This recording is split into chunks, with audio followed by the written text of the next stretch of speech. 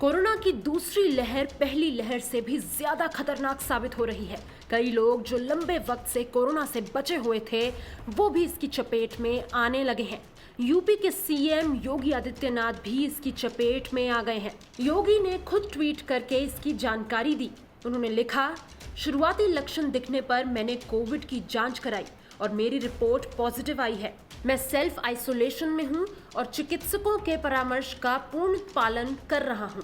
सभी कार्य वर्चुअली संपादित कर रहा हूं। प्रदेश सरकार की सभी गतिविधियां सामान्य रूप से संचालित हो रही हैं। इस बीच जो भी लोग मेरे संपर्क में आए हैं वे अपनी जांच अवश्य करा लें और एहतियात बरतें। सीएम योगी ने बीते 5 अप्रैल को ही कोरोना वैक्सीन की पहली डोज ली थी। ऐसे में एक बार फिर लोगों में ये डर पैदा हो रहा है कि वैक्सीन लेने के बाद भी क्या वो कोरोना से सुरक्षित नहीं है।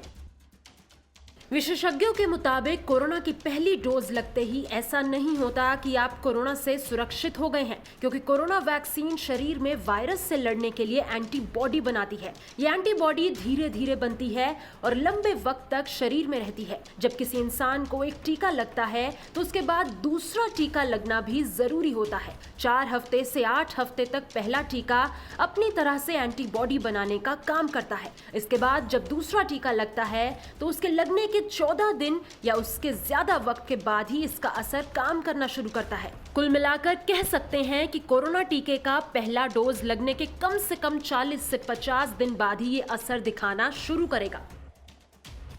एक्सपर्ट्स के मुताबिक इसके बाद भी अगर कोई कोरोना संक्रमण की चपेट में आता है तो उसे ज्यादा खतरा नहीं होगा, यानी कोरोना का असर उसके शरीर में हल्के रूप यानी माइल्ड अवस्था में रहेगा और धीरे धीरे वो ठीक हो जाएगा।